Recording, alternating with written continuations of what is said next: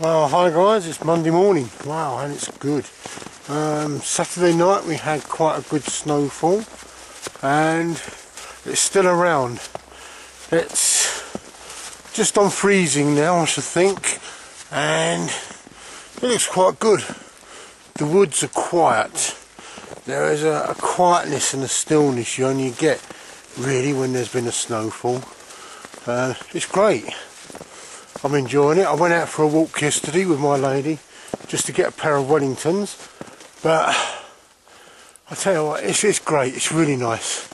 In fact, what I'm going to do is I'm going to do a few shots in a moment just of the woodland, and I'll be back with cooking up some breakfast. My arm's beginning to ache holding a camera.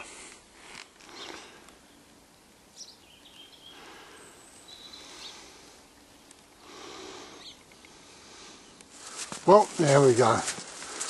Little piece of woodland I like to hole up in, and it's great. It's full of snow, and it's quite winterish as it should be. Takes a whole new meaning, whole new element of life. It really breaks the year up.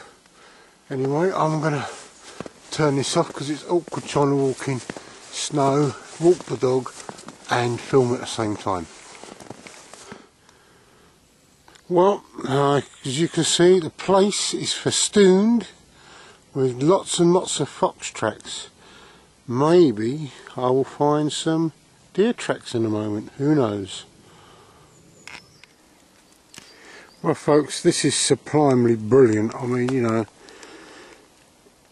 you can't wish for better. Something I've wanted all winter, and we finally got it. Though this is the second day and we've had no appreciable snowfall since Saturday, and I'm beginning to think we probably won't get much more, but it's broken the year out for me. And there's Alfie, my favourite hound. Good little dog. I've got some treats for him in my pocket, and he can have one in a minute. Well, with tin cup in hand, which I've got here, my Crusader cup, and there's plenty of water around me, albeit a snow.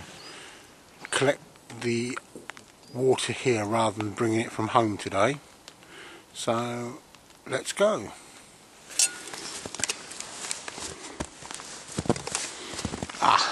There we go. Some on a branch. And, well,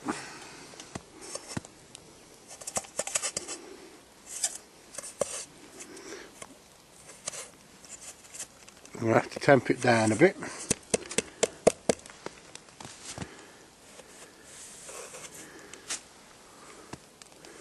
Right, there we go. Should get some more in there in a second or two. Anyway, I'll be back.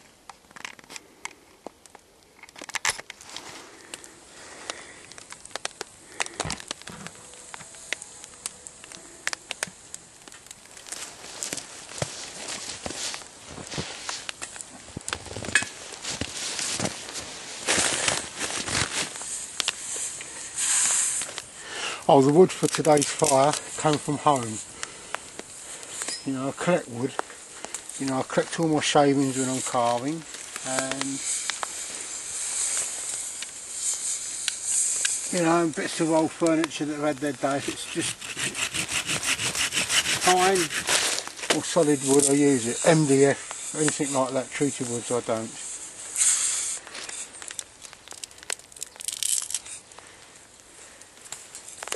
And I've got a nice one.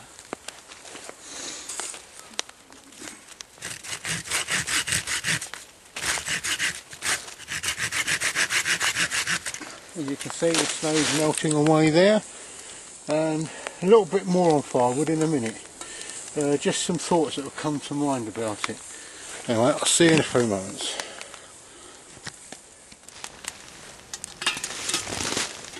Well guys, I've got a new billy can here. It's a Tatonka one. It's quite a wide one. I've been after one that's well, that's wide rather than the zebra billy cans, and while doing a journeyman, one of the guys had one of these, and it is actually a very good little billy can. Looking forward to using it. It's great. And just about to use it now. Some fried eggs, fried halloumi, and maybe some baked beans. I've got some baked beans today. So I'm going to go ahead and cook breakfast. I'll see you in a minute. Well guys, it's snowy. It's a grand day. I've had my breakfast, some scrambled eggs, halloumi cheese, and a couple of bits of bread. Really nice.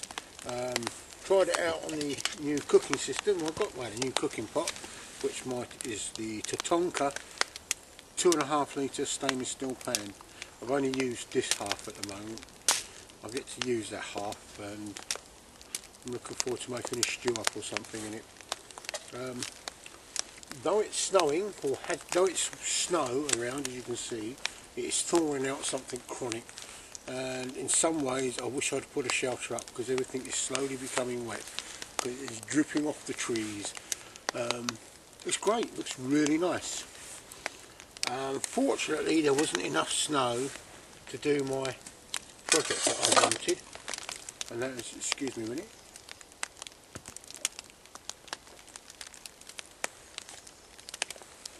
and that was to make a quinsy.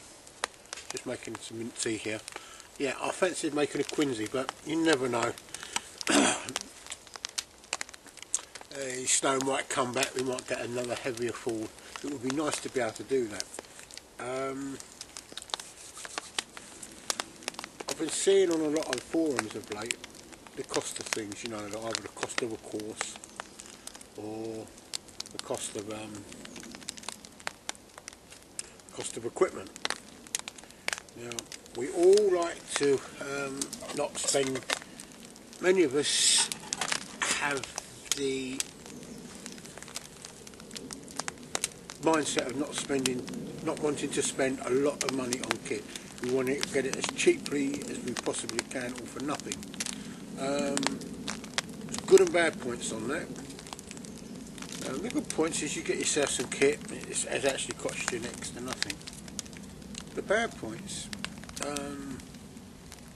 in reality, and if you take a look at it in a long view, you only want to buy one knife. Now that person that's made that knife is trying to make a living. So if you buy a cheap knife, you get what you pay for.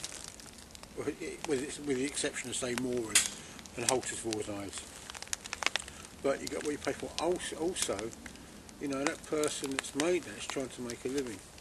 I'm talking from when I was self-employed and I had a bakery.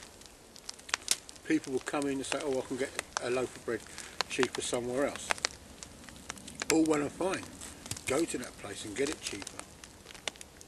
But they would not be getting the products that I could make. And also I had to make a profit at the end of the day. Whichever way I had to live, I could make a loaf of bread the same price as the supermarket, but I couldn't have made a living. And thus, I did pack up my business, but I would have had to pack it up sooner. The reason why I packed up my business was that some companies moved to Egypt, which means that my sandwich trade dropped off, and that's where most of my profit was. All the fire's gone out, but it's a very moot point, you know. Take a look at the longevity of your gear. I'm not a knife junkie. I've got 2 or 3 knives, but I'm not a knife junkie as such, because I find that you only want to take one knife out with you, you know. And again, it's just like you take one saw if you're just doing a short trip like today. Anyway, that's enough of the little rant over, you know. Kit, you buy kit, just look at what you're buying, make sure it's going to last you a long while. Don't fall into the trap of buying cheap kit, because it tears, it wears out quick, and you end up paying more money in the long run. My Trangier cooker is a case in point, and also my billy cams. And all these other items that I've got with me. This tatanka should see me out. With a bit of luck, providing I don't burn a hole in it or sit on it or anything, it should see me. It should see me out. You know, I should be able to pass it down to my nephew. So I'm getting rather wet here actually. It's really defrosting, something chronic. I reckon by the end of the week most of this would have gone, and all the little fox tracks, deer tracks and everything we see will have disappeared. I say there's not a lot I can say today. Anyway, in a moment I shall come back to you and talk a little bit on, do a little book review and do a little bit on something to do with compasses and maps.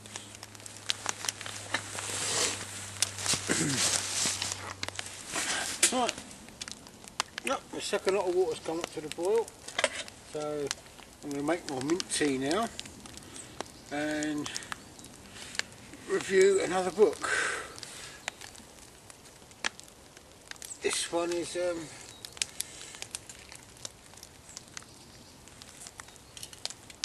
I would say is one of the must-haves, so many might disagree with me. It's the Ray Mears Outdoor Survival Handbook, a guide to resources and materials available in the wild and how to use them for food, shelter, warmth and navigation.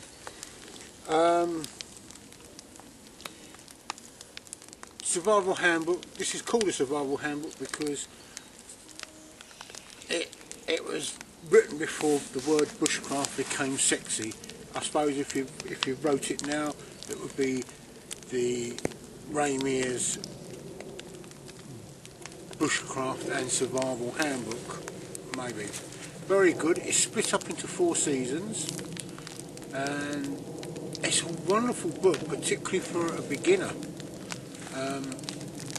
It covers personal kit, and so if I go down and look at the contents, right, there's spring, summer, autumn and winter. And picking up odd bits, you got things on personal kit, base camp kit, cutting tools, navigation. Under the seasonal sections, you've got things like birch bark, basketry, pottery, life out of death, nettle cordage, water cordage, winter lights, special equipment for the winter. It's a great little book. It's, you know, this thing we call bushcraft, in many ways the word bushcraft doesn't really exist as such. It's a made up word. Bushcraft itself is a set of skills. It's like a wheel, and all the spokes coming off that, I've mentioned this before obviously, is a skill of some sort, whether it's making cordage, doing a basket, cooking food, tracking. In fact, tracking is another set of skills entirely. Making a shelter, navigation, whatever. Every aspect of this thing we call bushcraft is just a set of skills. As I've often mentioned to many people in this country, it's camping with benefits. I enjoy coming out, getting out and enjoying the nature. Now this book, that one there, it's very good. I thumb through it quite a bit. You know, I could almost go through it, I know it inside out almost, but it is nice just to ponder through, to look and see where your skills can be improved, or where they can, or where you can actually think, well, okay, I've done it that way, I can try it this way. A very good little book, great for a beginner. In fact, so much so that I actually bought it for my nephew for his birthday. No, Christmas present a couple of years back. Great book. If you haven't got it, buy it. You know, there's always, in various books, you know, there's various things you can learn. Next book I'll be looking at will be Mors Kahansky's Northern Bushcraft, which is similar to this in many ways. but it has a lot, it's in depth on a lot more subjects like knife craft and axe craft. Right, just put that over here. Right, we have lots of little electronic gadgets that we didn't really have 50 years ago. We have things like GPS and mobile telephones, some wonderful electronic gadgets, but we make an over-reliance on them. There are at least 3 things you can carry with you when you go out that don't need batteries. That's your map, your compass and a map wheel. Now the map wheel is just an added extra, but learn how to use your compass, learn how to read a map. We in the UK are very lucky because we have what I would assume is probably the best mapping system in the world, and that's the Ordnance Survey. In fact, if it wasn't for the Napoleonic Wars, we probably wouldn't have had that.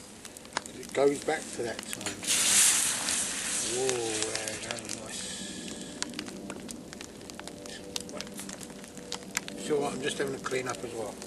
Yeah, if it hadn't been for the Napoleonic Wars, we wouldn't have had the Ordnance Survey, and it's some great mapping. Learn to map read and learn to map read well. Learn how to do it in the dark as well as in the light. Don't rely on your GPS because the batteries can and will run out. And they'll always run out at the most inconvenient moment. I've yet to find a GPS system that I actually find good. Most of them, it's too much information.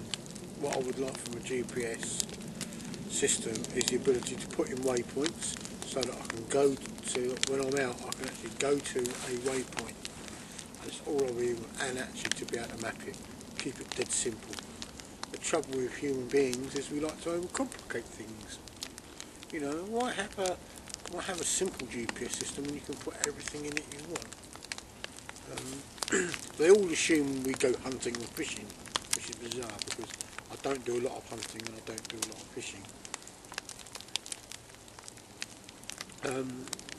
In a couple of weeks' time I shall review the Tatonka billy can because it was its first day out, and you cannot review something that's just come out of the box.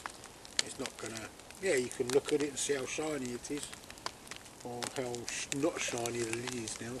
The lid has been well patinaed. So I'm burbling on here. Don't forget your hypothermia. It's something you've got to really get in, make sure that you not understand well at this time of the year. And it's competition time. Now,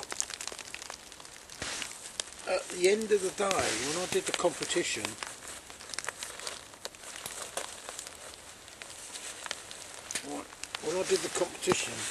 it was what is the main difference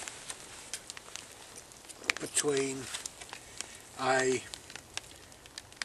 deciduous or broadleaf woodland, or what you can do with it, and pine. Now,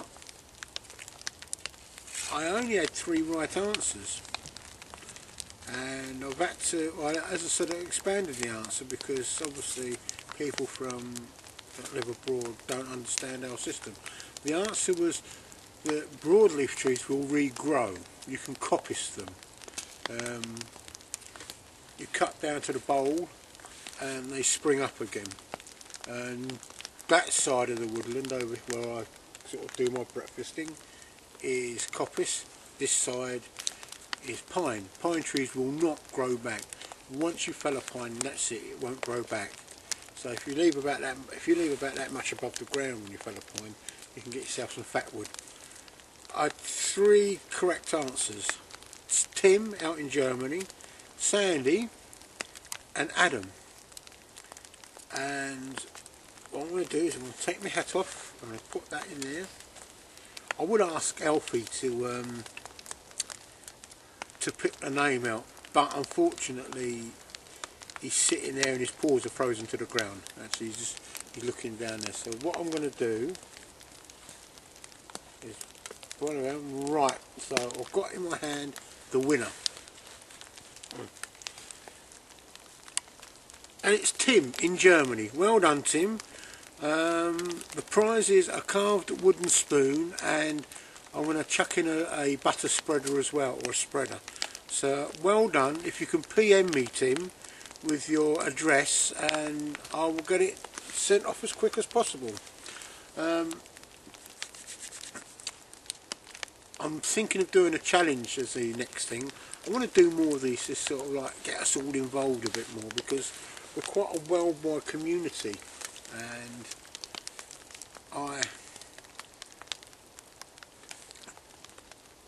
I think we try and share skills the best we can over the internet. It's sometimes very difficult. You know, it'd be nice. It's going to be nice meeting up with some of you people this year at some point, so we can share skills. Anyway, I'm going to sign off now. As I say, well done, Tim. You're the one that got it right, or you're the winner of this particular competition.